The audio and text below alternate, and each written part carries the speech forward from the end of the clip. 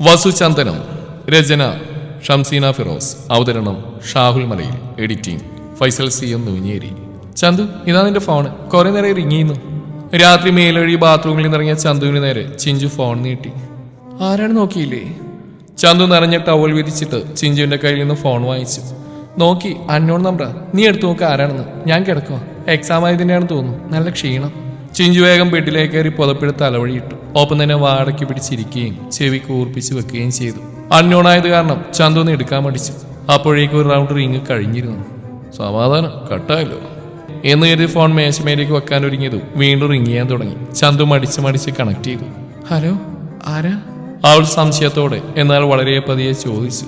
നിനക്കെന്നാടി phone എടുക്കാൻ ഇത്ര താമസം? ശബ്ദം കേട്ടത് അവൾ ഉടമയെ തിരിച്ചറിഞ്ഞു. കാലിൽ നിന്നും തലയിലേക്ക് ഒരു വിറയൽ പാഞ്ഞുപോയി. കയ്യിൽ നിന്നും ഫോൺ ഇപ്പോൾ വീഴുമെന്ന് തോന്നി അവൾക്ക്. ചോദിച്ചു കേട്ടില്ലേ നീ? മറുപടി പറയാൻ നാവനക്കെങ്കിലും ശബ്ദം പുറത്തേക്ക് വന്നില്ല. ഞാൻ അങ്ങോട്ട് വരണോ? വേണ്ട. പിന്നെന്താ നിനക്ക് സംസാരിക്കാൻ അത്ര മടി? ഞാൻ കാത്തിരിക്കുന്നു പറഞ്ഞല്ലേ, എന്നിട്ട് നീ എന്താ വരാഞ്ഞ്? എന്താ മറ്റുള്ള പറഞ്ഞേച്ച്? അത് എനിക്ക് എക്സാം ഉച്ചക്ക്. ആ മതി, ഇപ്പൊ നിന്ന് വിയർത്ത് മതി. നാളെ എനിക്കുള്ള മറുപടി കിട്ടണം. അതേ സ്ഥലത്ത് കാണാം ഞാൻ. ഇന്നലത്തെ പോലെ അവളെ പറഞ്ഞു വിടാനാണ് ഭാവെങ്കിൽ ഒരു വരവരെ ഞാൻ അങ്ങോട്ടേക്ക്. പിന്നെ അവിടെ നിന്ന് അപ്പ അമ്മ എന്നൊന്നും പറഞ്ഞ് കണ്ടിട്ട് കാര്യം ഉണ്ടാവില്ല. കേട്ടല്ലോ. വസു മറുപടി കാത്തുന്നില്ല. ഫോൺ കട്ട് ചെയ്ത്. അത് താൻ അടക്കി പിടിച്ച ചിരി പുറത്തേക്ക് പോകുമെന്ന് കരുതിയായിരുന്നു. അത്രയ്ക്ക് ചിരി സഹിക്കാൻ കഴിയുന്നുണ്ടായിരുന്നില്ല അവന്. അവളുടെ അവസ്ഥ എന്താണെന്ന് അവന് ഊഹിക്കാവുന്നേ ഉണ്ടായിരുന്നുള്ളൂ. നെഞ്ച് പടപടാ മിടിച്ചു. ആകെ വിയർത്ത് നിൽക്കുന്ന അവളുടെ മുഖം മനസ്സിലേക്ക് വരുന്തോറും അവന്റെ ചിരി വർദ്ധിച്ചുകൊണ്ടിരുന്നു. മോളെ ചന്ദന, നിന്റെ ഈ പേടി മാറ്റാൻ പറ്റുമെന്ന് ഞാനൊന്ന് നോക്കട്ടെ. വസു ഒരു കുസൃതി ചിരിയോടെ ബെഡിലേക്ക് മറിഞ്ഞു. നീ എന്തെന്ന് പോകുന്നില്ലേ? എക്സാം ഉള്ളല്ലേ ചന്തു? അല്ലെങ്കിൽ 8 മണിക്ക് ബസ്സിന് 7:30 ഇറങ്ങുന്നവളാ. ഇതിപ്പോ 7:50 നീ ഇറങ്ങുന്ന ലക്ഷണമൊന്നും കാണുന്നില്ലല്ലോ. രാവിലെ കോളേജിലേക്ക് പോകാൻ റെഡി ആയിട്ടും വീട്ടിൽ നിന്ന് ഇറങ്ങാതെ അവിടെ ഇവിടെയും തപ്പിത്തടഞ്ഞു നിൽക്കുന്ന ചന്തുവിനെ കണ്ട് ചിഞ്ചു ചോദിച്ചു. അത് ചിഞ്ചു, എനിക്ക് വല്ലാതെ പേടിയാവുന്നു. രാത്രിയിൽ വന്ന കോൾ അയാളുടേതായിരുന്നു. ഇന്ന് മറുപടി കൊടുക്കണമെന്ന് പറഞ്ഞു. വഴിയിലുണ്ടാവും. ഇന്ന് എന്നെ വഴിക്കണ്ടില്ലെങ്കിൽ ഇങ്ങോട്ട് വരുമെന്നാ പറഞ്ഞ്. നിനക്കിന്ന് എക്സാം ഇല്ല, ശ്രുതിക്ക് ഉച്ചയ്ക്ക് കഴിയും. ഞാൻ എന്ത് ചെയ്യും? എന്ത് ചെയ്യാൻ? നിന്റെ മറുപടി നീ തുറന്നു പറയണം. അതിപ്പോൾ ഇഷ്ടമാണെങ്കിലും അല്ലെങ്കിലും. അതോടെ തീരുമല്ലോ ഈ പ്രശ്നം. ചിഞ്ചു, നീ ഇപ്പം എന്നെ വിളിച്ചിട്ട് എന്തിനാ? എത്രയെന്ന് വെച്ച് ഞാൻ നിന്റെ കാര്യത്തിൽ ഇടപെടുക? എല്ലാവരുടെ കണ്ണിൽ ഞാനൊരു കരടായി നീ കാരണം. നീ എവിടെയും റെസ്പോണ്ട് ചെയ്യാത്ത കാരണം നിന്റെ എല്ലാ കാര്യങ്ങളും എനിക്ക് പ്രതികരിക്കേണ്ടി വന്നു. നാളെ വിവാഹം കഴിഞ്ഞ് 2 വഴിക്ക് പോകേണ്ടതാണ് നമ്മൾ. അപ്പോഴും നിന്റെ കാര്യത്തിൽ എനിക്ക് ഇങ്ങനെ ഇടപെടാൻ പറ്റുമോ? ഇല്ലല്ലോ. ഇനി ഇങ്ങനെ സ്വന്തമായിട്ട് നിലപാടെടുക്കാനും പ്രതികരിക്കാനൊക്കെ പഠിക്കാൻ തോന്നും. എപ്പോഴും ഇങ്ങനെ പാമ്പ് പിടിച്ചേർന്നാൽ എങ്ങനെയാ? ഞാൻ ഏതായാലും ഈ കാര്യത്തിൽ തലയിടില്ല. നിന്റെ അപ്പ ടെലഗ്രാമിന്റെ വായിലിരിക്കുന്ന കേൾക്കാൻ വയ്യന്റെ ചന്തു. ചിഞ്ചു അവളെ കൈയൊഴിഞ്ഞു. അവളോട് അങ്ങനെയൊക്കെ പറഞ്ഞാൽ ചെറുതായി വേദന തോന്നിയെങ്കിലും എല്ലാം അവൾക്ക് വേണ്ടി തന്നെയില്ലേ എന്ന് ഓർത്തപ്പോൾ ചിഞ്ചുവിന് ആശ്വാസം തോന്നി. ചിഞ്ചുവിന്റെ ആ മാറ്റം എന്തുകൊണ്ടാണെന്ന് ചന്തുവിന് മനസ്സിലായില്ല. അല്ലെങ്കിൽ താൻ പറയാതെ തന്നെ തന്റെ കാര്യങ്ങളിൽ ഇടപെട്ടിരുന്നവളാ. താൻ എതിർത്താലും പിന്മാറില്ലായിരുന്നു. ഇതിപ്പോ ആവശ്യപ്പെട്ടിട്ട് പോലും തന്നെ കൈയൊഴിഞ്ഞു. ചന്തുവിന്റെ കണ്ണുകളിൽ നീർമുത്തുകൾ ഉരുണ്ടുകൂടി. വൈകുന്നേരം ചന്തു ദൂരെ നിന്നേ നോക്കി വസു ഉണ്ടോ എന്ന്. ഇല്ല എന്ന് കണ്ടതും അതുവരെ ഉച്ചത്തിൽ മിടിച്ചുകൊണ്ടിരുന്ന ഹൃദയമിടിപ്പ് സാധാരണഗതിയിലേക്ക് മാറി. ഇതുവരെ കാലുകൾ പതിയെയാണ് ചലിച്ചത്. ഇപ്പോൾ ആശ്വാസം നിറഞ്ഞ കാരണം വേഗം മുന്നോട്ട് നടക്കാൻ കഴിയുന്നു. പക്ഷേ പെട്ടെന്നായിരുന്നു അവളുടെ എല്ലാ സമാധാനവും തള്ളിക്കെടുത്തിക്കൊണ്ട് വസുവിന്റെ ബൈക്ക് അവൾക്ക് മുമ്പിൽ വന്നു നിന്ന്. ഞാൻ വരുമ്പോഴേക്കും മുങ്ങാന്ന് കരുതിയോ? അവളില്ലെന്ന് തലയാട്ടി. വേഗം പറ, സമയമില്ല കളയാൻ. എന്ത്? ഇന്നലെ രാത്രിയും കൂടി ഞാൻ വിളിച്ച് ഓർപ്പിച്ചല്ലേ, എന്നിട്ടും നീ മറന്നോ? അത് എനിക്കിഷ്ടമല്ല. അവളില്ലാത്ത ധൈര്യമൊക്കെ സംഭരിച്ചുകൊണ്ട് പറഞ്ഞു. അത് കണ്ട് വസുവിന് ചിരി വന്നു. പക്ഷെ അവൻ ഗൗരവം വിട്ടില്ല. അവൾ പേടിച്ച് വെറുക്കുന്നത് കാണാനൊരു രസം. ആർക്കിഷ്ടമില്ലെന്നു? നിനക്കോ നിന്റെ അച്ഛനോ? എനിക്ക് പഠിക്കണം. അവളുടെ മറുപടി കേട്ടതും ഒതുക്കി പിടിച്ച് അവന്റെ ചിരി അറിയാതെ പുറത്തേക്ക് വന്നുപോയി. അതിന് നിന്നോട് പഠിക്കേണ്ടെന്ന് ഞാൻ പറഞ്ഞു. പഠിച്ചോളൂ. ഒരധ്യാപിക ആവണമെന്നല്ലേ പറഞ്ഞ്. ആയിക്കോളൂ, എനിക്കൊരു വിരോധമില്ല. അവൾക്ക് മറുപടിയിലായിരുന്നു. തലയും താഴ്ത്തി പിടിച്ച് നിന്നു. നിന്റെ വല്ലതും താഴെ കളഞ്ഞു പോയോ? മുഖത്തേക്ക് നോക്കടി. അവന്റെ ശബ്ദം പൊങ്ങിയതും അവൾ അറിയാതെ തന്നെ അവന്റെ മുഖത്തേക്ക് നോക്കിപ്പോയി. ഞാൻ പറഞ്ഞല്ലോ, കളയാൻ സമയമില്ല. പെട്ടെന്ന് വേണം മറുപടി. എളുപ്പം പറഞ്ഞാൽ നിനക്ക് എളുപ്പം പോവാം. അല്ലെങ്കിൽ ഇവിടെ തന്നെ നിൽക്കേണ്ടി വരും. ഇന്ന് വീടത്തില്ല നീ. എനിക്കിഷ്ടമല്ല. എന്നെ ശല്യം ചെയ്യരുത്. പറഞ്ഞ പിന്നെ എന്നെ പഠിക്കാൻ പോലും വിടില്ല.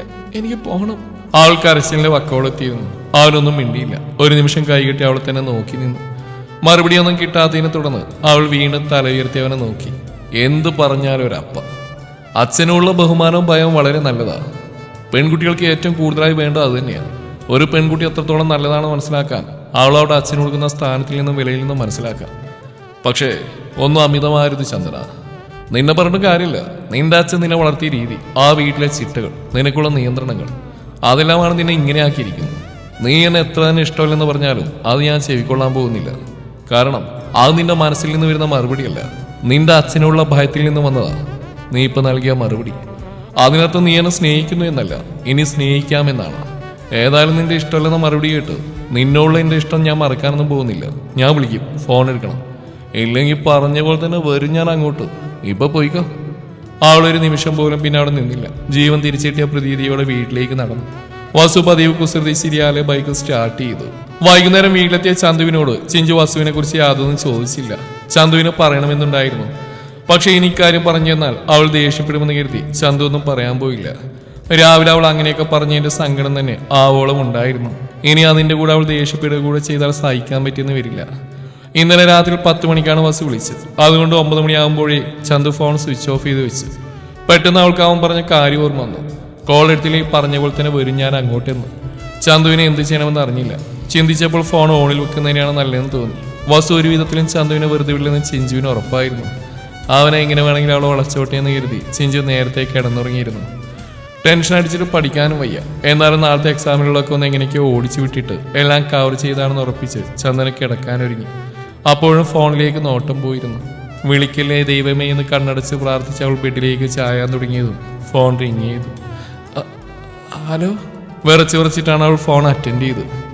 ഉറങ്ങിയോ നീ? ഇല്ല. വളരെ പതിഞ്ഞ ശബ്ദത്തിലായിരുന്നു മറുപടി. ചിഞ്ചു എങ്ങാനും ഉറക്കമുണർന്നാൽ എന്താ കരുതുക? 1000 ചിന്തകൾ അവളെ തളർത്താൻ തുടങ്ങിയിരുന്നു. എന്നാ പുറത്തേക്കോ, ഞാൻ പുറത്തുണ്ട്. നെഞ്ചിൽ ഇടിവെട്ടിയതുപോലെയായി ആകെ മരവിച്ച് നിന്നുപോയി അവൾ. പറഞ്ഞു കേട്ടില്ലേ പുറത്തേക്ക് വരാൻ? ഇല്ല, ഇങ്ങനെയൊന്നും ചെയ്യരുത്. വളരെ ദയനീയമായിരുന്നു അവളുടെ ശബ്ദം. ശരി, എങ്ങനെ ചെയ്യുന്നില്ല, പകരം മറ്റൊന്നും ചെയ്യാം. ഞാൻ അകത്തേക്ക് വരാം. നിനക്ക് പുറത്തേക്ക് വരാനല്ലേ വയ്യാത്തത്? അയ്യോ, നിങ്ങളിത് എന്ത് ഭാവിച്ചോ? എന്ത് ഭാവിച്ചാന്ന് ഞാൻ പറഞ്ഞുതരാം. അത് നീ പുറത്തോട്ട് ഇറങ്ങും. ഇല്ല. പറഞ്ഞിട്ട് അവൾ എന്തോ തോന്നൽ കോൾ കട്ട് ചെയ്തു. ഉടനെ തന്നെ റിങ് ചെയ്തെങ്കിലും വീണ്ടും അവൾ കോൾ കട്ട് ചെയ്തു. എന്തിനാ ദൈവമേ നീ എന്നെ പരീക്ഷിക്കുന്നു? ഇതിലും ഭേദം അങ്ങോട്ട് എടുക്കുന്നതായിരുന്നു. ഭയം കാരണം ചന്തുവിന്റെ കണ്ണുകൾ നിറഞ്ഞൊഴുകാൻ തുടങ്ങിയിരുന്നു. പക്ഷേ രക്ഷയിലായിരുന്നു. അപ്പോഴേക്കും വന്ന് ഫോണിലേക്ക് മെസ്സേജ്. അകത്തേക്ക് കയറി വരാനുള്ള ധൈര്യം എനിക്കില്ലെന്ന് കരുതിയാണ് നീ എന്റെ കോൾ കട്ട് ചെയ്യുന്നെങ്കിൽ എന്റെ ധൈര്യം ഞാൻ നിനക്ക് കാണിച്ചു തരാം. അത് വേണമെങ്കിൽ പുറത്തേക്ക് പോവാ. 2 മിനിറ്റ്സ് മാത്രം സമയം തരും. പുറത്തേക്ക് ഇറങ്ങിയല്ലാതെ മറ്റു വഴിയില്ലെന്ന് മനസ്സിലായി അവൾക്ക്. കണ്ണു തുടച്ച് മുറിയിൽ നിന്ന് ഇറങ്ങി. ആദ്യം നോക്കിയത് അപ്പയുടെ മുറിയിലേക്കാണ്. ലൈറ്റ് അണഞ്ഞിരിക്കുന്ന കാരണം ഉറങ്ങിയത് മനസ്സിലായി. ശബ്ദമുണ്ടാക്കാതെ പതിയെ മുന്നിലെ വാതിൽ തുറക്കുകയും പൂമുഖത്തേക്ക് ഇറങ്ങുകയും ചെയ്തു. അപ്പോഴേക്കും ആകെ വിറച്ചൊരു പരുവമായിരുന്നു. അതിന്റെ ആക്കം കൂട്ടാനെന്ന വണ്ണം അവളുടെ കയ്യിലേക്ക് ഒരു പിടി വീഴുകയും അവളെ പുറത്തെ ഭിത്തിയിലേക്ക് വലിച്ചു ചേർക്കുകയും ചെയ്തു. പൂമുഖത്തിൽ നിന്ന് കടന്നു വരുന്ന അരണ്ട വെളിച്ചത്തിൽ അവൾ വ്യക്തമായി കണ്ടു വസുവിന്റെ മുഖം. വസു ഒരു നിമിഷം അവളെ നോക്കിക്കണ്ടു. ഒരു ഫുൾ മിഡിയും ടോപ്പുമാണ് വേഷം. നീളമുടികൾ ചിതറിക്കിടക്കുന്നു. ഇപ്പോഴവ കാറ്റിനോട് കളിയാടുന്നു. കൺകോണിൽ നീർത്തിളക്കം. മുഖത്താകെ വിയർപ്പ് തുള്ളികൾ. ചുണ്ടുകൾ എന്തെന്നില്ലാതെ വിറക്കുന്നു. ശരീരത്തിന്റെ കാര്യമാണെങ്കിൽ പറയുകയേ വേണ്ട. ഭയം കയറി മരവിച്ചിട്ടുണ്ട്. സാധാരണ അവിടെ ഈ അവസ്ഥ കാണുമ്പോൾ ശരിയാണ് വരാറെങ്കിലും ഇന്നെന്തോ അലിവ് തോന്നി അവന്. അത്രയ്ക്കും ഭയന്നുകൊണ്ടാണ് അവൾ നിൽക്കുന്നത്.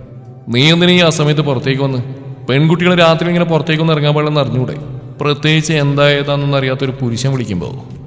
അത് കേട്ട് അവൾ അമ്പരന്നു. നിനക്കെന്താ ചെവി കേൾക്കില്ലേ? എന്ത് ചോദിച്ചാലും ഉത്തരം പറയാൻ താമസമാണല്ലോ. ഞാൻ നിങ്ങൾ വിളിച്ചുകൊണ്ട്. അപ്പൊ ഞാൻ വിളിച്ചാൽ നീ എങ്ങോട്ട് വേണമെങ്കിലും ഇറങ്ങി വരുമോ? അവൾ ഞെട്ടിലോടെ ഇല്ലെന്ന് തലയാട്ടി. പിന്നെന്തിനാ ഇപ്പൊ വന്ന്? പേടിച്ചിട്ടാ, നിങ്ങൾ അകത്തേക്ക് വരെയെന്ന് പേടിച്ചിട്ട്. പറയുമ്പോൾ കണ്ണിൽ നിന്നൊരു തുള്ളി കവിളിലേക്ക് ഇറങ്ങിയിരുന്നു. മറുപടിയായി അവൻ അവളുടെ ഇടുപ്പിലൂടെ കൈയിടുകയും തന്നിലേക്ക് അടുപ്പിച്ച് പിടിക്കുകയും ചെയ്തു. അവളാകെ തരിച്ചു പോയിരുന്നു. ഒരു നിമിഷം വേണ്ടി വന്നു സംഭവിച്ചെന്താണെന്ന് മനസ്സിലാക്കാൻ. നിറകണ്ണുകളോടെ ഇടുപ്പിൽ ചുറ്റിയിരിക്കുന്ന അവന്റെ കയ്യിലേക്കും ശേഷം അവന്റെ മുഖത്തേക്കും നോക്കി. നീ എന്തിനാ ഇങ്ങനെ ഭയപ്പെടുന്നു? ഞാൻ നിന്നെ ഒന്നും ചെയ്യില്ല ചന്ദ്ര. കാണാതിരിക്കുമ്പോൾ വല്ലാത്തൊരു അസ്വസ്ഥത. ചുരുങ്ങിയവട്ടെ കണ്ടിട്ടുള്ളെങ്കിലും മനസ്സിൽ അത്ര കാലത്തിൽ പതിഞ്ഞുപോയി. എപ്പോഴും ഇങ്ങനെ കണ്ടുകൊണ്ടിരിക്കണം തോന്നുക. നിന്റെ മുഖത്ത് വിരിയുന്ന ഓരോ ഭാവങ്ങളും ഒപ്പിയെടുക്കാനും ഏറെ നേരം ആസ്വദിച്ച് നിൽക്കാനും തോന്നുക. അതിനു മാത്രം എന്ത് പ്രത്യേകതയും നിന്നില്ലെന്ന് എത്ര ചിന്തിച്ചിട്ടും വ്യക്തമായൊരു ഉത്തരം ലഭിക്കുന്നില്ല എനിക്ക്. ചിന്തിക്കുന്ന നേരങ്ങളൊക്കെ മനസ്സിലേക്ക് കടന്നു വരുന്നത് നിന്റെ ഈ അലിപൂർവ്വം മിഴികളാണ്. ശാന്തമായ മുഖമാണ്. ചിരിക്കുന്നില്ല എങ്കിലും ചെറുപുഞ്ചിരി തങ്ങി നിൽക്കുന്ന നിന്റെ ഈ ചുണ്ടുകളാണ്. എന്നെ കാണുമ്പോഴുള്ള ഈ വിറയലാണ്. ഒന്നും മനസ്സിൽ നിന്നും മായുന്നില്ല ചന്ദന. ഓരോ ദിവസവും ചെല്ലുന്തോറും അതിങ്ങനെ വേരുന്നുകയാണ്. നിന്റെ അച്ഛൻ്റെ നല്ല മകളാവാനല്ലേ നീ ആഗ്രഹിക്കുന്നു? അതിനെല്ലാം ശ്രമിക്കുന്നത്. ആയിക്കോ, ഒരു മകളുടെ കടമയാണത്. അതോടൊപ്പം തന്നെ ഒരു പുരുഷൻ്റെ നല്ല പെണ്ണാവുകയും വേണം. അതെ, നീ വസുദേവൻ്റെ പെണ്ണാവണം. എന്നെ സംബന്ധിച്ചിടത്തോളം നിന്നെ മറക്കുന്നത് അസാധ്യമായ ഒന്നാണ്. അതുകൊണ്ട് അങ്ങനെ കാര്യം നീ എന്നോട് ഒരിക്കലും പറയുകയും വേണ്ട, അതിനുവേണ്ടി കാത്തിരിക്കുകയും വേണ്ട. അവൻ്റെ ഓരോ വാക്കുകൾ ഉറച്ചതാണെന്ന് അവൾക്ക് മനസ്സിലായി. എന്ത് ചെയ്യണമെന്ന് അറിഞ്ഞില്ല. പൂർണ്ണമായും തളരുന്ന പോലെ തോന്നി. ആ തളർച്ച വർദ്ധിപ്പിക്കാനെന്ന വണ്ണം അവൻ്റെ ചുടുശ്വാസം അവളുടെ കവിളിനെ പൊതിയുന്നുണ്ടായിരുന്നു. അറിയാതെ തന്നെ വീണു കണ്ണുനീർ പുറത്തേക്ക് ഒഴുകി. ആ കണ്ണുകൾ നിറയുന്ന കാണാൻ വയ്യായിരുന്നു അവന്. ഉള്ളിലെന്തോ നോവ് അനുഭവപ്പെടുന്ന പോലെ. ഉടനെ അവളിലുള്ള പിടിവിടുകയും അവളിൽ നിന്ന് അകന്നു നിൽക്കുകയും ചെയ്തു. അപ്പോഴാണ് അവളുടെ കയ്യിലുള്ള ഫോൺ റിങ് ചെയ്ത്. അവൾ ധൃതിപ്പെട്ട് സൈലന്റ് മോഡിലിട്ടു. ആരാ? അവൻ ഫോണിലേക്ക് നോക്കി. ചിഞ്ചുവിന്റെ പപ്പയാ. അവളെ വിളിച്ചിട്ട് കിട്ടാണ്ട് വിളിക്കുന്ന. അവളിൽ നിന്ന് നേരത്തെ കിടന്നു. പിന്നെ നിന്നെ സൈലന്റ് ഇട്ട് അറ്റൻഡ് ചെയ്യും. അവൾ ഉറങ്ങിയെന്ന് പറ. വേണ്ട, അകത്തേക്ക് എങ്ങനെ കേട്ടാലോ? പറയുന്നതിനപ്പോൾ തിരിഞ്ഞ് ജനലഴിക്കുള്ളിലേക്ക് നോക്കി. അവന്റെ നോട്ട് ആ ഭാഗത്തേക്ക് നീ ബെഡ് ലാമ്പിന്റെ വെളിച്ചത്തിൽ കണ്ടു തലവഴി പുതപ്പിട്ട് കിടക്കുന്ന ഒരു രൂപത്തെ. കള്ളുറക്കാണെന്ന് നിന്റെ ഈ ചേട്ടന് അറിയാമോളെ? വസു മനസ്സിൽ ചിരിച്ചു. പൊയ്ക്കോട്ടെ.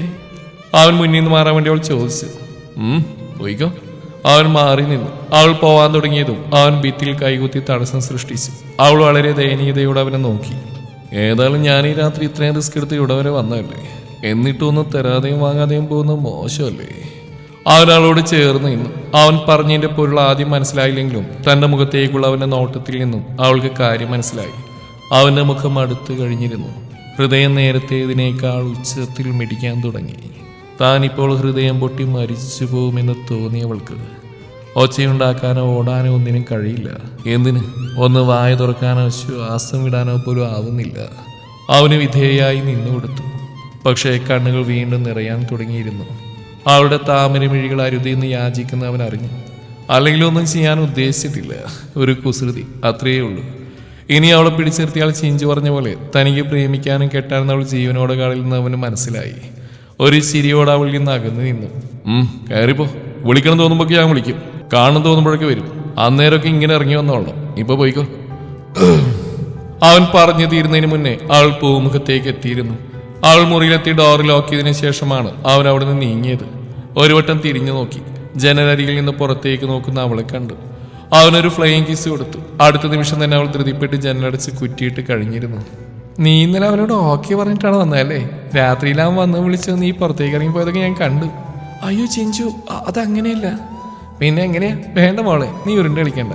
അല്ലെങ്കിലും മിണ്ടാപൂച്ച കാലെടുക്കെന്ന് പറയുന്നത് എത്ര ശരിയാ? ചിഞ്ചു, നീ എന്നെ സംശയിക്കുകയാണോ? കാര്യങ്ങൾ നീ കരുതുന്ന പോലെ ഒന്നല്ല. ഞാനൊന്ന് പറഞ്ഞോട്ടെ. ചന്തു തന്റെ പക്ഷം ചിഞ്ചുവിനെ പറഞ്ഞു മനസ്സിലാക്കാൻ ശ്രമിച്ചു. ഉയ്യോ, ഇനിയിപ്പോ നീ അത് പറഞ്ഞ ഒരുപാടങ്ങ് ബുദ്ധിമുട്ടണ്ട. ഇതൊക്കെ കണ്ടാൽ തന്നെ മനസ്സിലാകും കാര്യങ്ങളുടെ കിടപ്പ്. ഞാൻ അത്രയ്ക്ക് മണ്ടിയൊന്നല്ല. എന്തായാലും നീ ഒരുത്തനെ പ്രേമിക്കാൻ തുടങ്ങിയല്ലോ. ഇനി നിനക്ക് അല്പസ്വല്പം ധൈര്യം വന്നോളൂന്നല്ല, വന്നു. അതിൽ 7 മണി കഴിഞ്ഞൊന്ന് ജനൽ വഴി പുറത്തേക്ക് പോലും നോക്കാത്ത ആള് 10 മണിക്ക് പുറത്തേക്ക് ഇറങ്ങിപ്പോയത്. എടി ഞാൻ... ചന്തു വീണ്ടും എന്തോ പറയാൻ തുടങ്ങിയതും അവൾ തടഞ്ഞു. ചിഞ്ചു ബെഡിൽ നിന്നീറ്റ് നേരെ ബാത്റൂമിലേക്ക് കയറി. ചന്തു കുളി കഴിഞ്ഞിറങ്ങി ഒന്നുകൂടെ എക്സാം പോർഷൻ നോക്കിയായിരുന്നു. ചിഞ്ചു തന്നെ സംശയിക്കുകയാണെന്ന് ഓർത്തും പിന്നെ അവൾക്ക് ഒന്നിനും കഴിഞ്ഞില്ല. ആകെ വേദനയോടെ ഇരുന്നു. എന്റെ ചന്തുകുട്ടി, നിന്റെ മുഖം ഇങ്ങനെ വാടിയിരിക്കുന്നുണ്ട്. എനിക്ക് പോകാൻ പറ്റില്ലെന്ന് അറിഞ്ഞൂടെ? നീ വിഷമിക്കണ്ടേ. ഇനി ഇപ്പോഴേ ഒന്ന് എൻ്റെ മോളെ തനിച്ചാക്കി പപ്പ ഒരിടത്തും പോവില്ലെന്ന് പറഞ്ഞാൽ പപ്പ എല്ലാതാണോ ഈ വരുന്നത്. പക്ഷെ പറയുന്ന വാക്ക് പപ്പ പാലിക്കാറില്ല. പ്രൊഫഷനാണ്, ഇമ്പോർട്ടൻ്റ് ആണെന്നൊക്കെ പറഞ്ഞ് ഒരാഴ്ചക്കുള്ളിൽ വീണ്ടും പറക്കും, വല്ല കാനഡക്കോ ലണ്ടനിലേക്കോ. അപ്പം ഞാൻ ഇവിടേക്ക് തന്നെ വരേണ്ടത്. എടി മതി പറഞ്ഞ്. ഒന്നുമില്ലെങ്കിലും ഞാൻ നിന്റെ പപ്പയാണെങ്കിലും ഓർക്കിടി. ആ ഓർമ്മ പറയുന്ന ആൾ കൂടെ വേണം. എന്നതാണെന്നോ ഞാൻ പപ്പയുടെ മകളാണെന്ന്. ചിഞ്ചു അബ്രാഹിമിനെ കൂർപ്പിച്ച് നോക്കി. ശേഷം ചന്തുവിന് നേരത്തെ തന്നെ തിരിഞ്ഞു. ഇനിയിപ്പോൾ ഒരാഴ്ച വല്യമ്മച്ചിയുടെ അടുത്ത് പോയി നിൽക്കണം. അതാ എൻ്റെ സങ്കടം. അതിനെന്തിനാ സങ്കടപ്പെടുന്നത്? വല്യമ്മച്ചിക്ക് മോള് വലിയ കാര്യമാണല്ലോ. കുടുംബത്തിലുള്ള ആകെ ഒരു പെൺതരിയല്ലേ. അതിൻ്റെ സ്നേഹം അവിടെ എല്ലാവർക്കും മോളോട്. അതിനെയാ പാർവമ്മേൻ്റെ സങ്കടം. ഉള്ളത് മൊത്തം ചേട്ടന്മാരും അനിയന്മാരെന്ന് പറഞ്ഞിട്ട് ആൺകുട്ടികളാ. എനിക്കും നേരം പോകണ്ടേ? അതിന് എൻ്റെ മോളെപ്പോഴാ പെൺകുട്ടിയായത്? എടി പെണ്ണിന്റെ രൂപം മാത്രം ഉണ്ടായിട്ട് കാര്യമില്ല, സ്വഭാവം കൂടെ വേണം. അത് നിനക്ക് ഒരിക്കലും ഉണ്ടാവില്ലെന്ന് അറിഞ്ഞുകൊണ്ട് തന്നെയാ കർത്താവിന്റെ കുടുംബത്തിന് മറ്റാർക്കും ഒരൊറ്റ പെൺസന്ധ്യ പോലും കൊടുക്കാത്ത. കൊടുത്തിരുന്നെങ്കിൽ അതിങ്ങനെ നിന്നെ പോലെ ആയനെ. അതിലും ഭേദം ആൺകുട്ടികൾ തന്നെയാ. എബ്രാം പറഞ്ഞിട്ട് പാർവതിയും ചന്തുവും ചിരിച്ചു. ചൈതുവാണെങ്കിൽ ഉറക്കെ വായും പൊത്തിപ്പിടിച്ച് ചിഞ്ചുവിനെ കളിയാക്കി തന്നെ ചിരിക്കുന്നുണ്ട്. പപ്പ! മേലാൽ ഇത് ആവർത്തിക്കുന്ന വണ്ണം ചിഞ്ചു കണ്ണും കൂർപ്പിച്ച് കടുപ്പിച്ച് വിളിച്ചു. എബ്രാം അപ്പോൾ തന്നെ ഉത്തരവെന്ന മട്ടിൽ വായു മൂടിക്കെട്ടി നിന്നു. പാർവമ്മ ഇറങ്ങുവാണേ. ചൈതു പോയിട്ട് വരാം. ഞാൻ കുറച്ച് ദിവസം ഇല്ലെന്നിരുത്തി നിന്റെ ചേച്ചിയെ പോലെ നായിക്കരുത് കേട്ടല്ലോ. എപ്പോഴും ഞാൻ തന്നെയാണ് നിന്റെ റോൾ മോഡൽ. ചിഞ്ചു ചൈതുവിനെ നോക്കി കണ്ണിറുക്കി. അത് കേട്ട് എബ്രഹാം എന്തോ പറയാനൊരുങ്ങിയെങ്കിലും ചിഞ്ചുവിന്റെ നോട്ടം കണ്ട് വേണ്ടാന്ന് വെച്ചു. പപ്പ സംസാരിച്ചേക്ക്, ഞാനിപ്പോ വരാം, ചന്തുവിനോട് കാര്യം പറയാനുണ്ട്.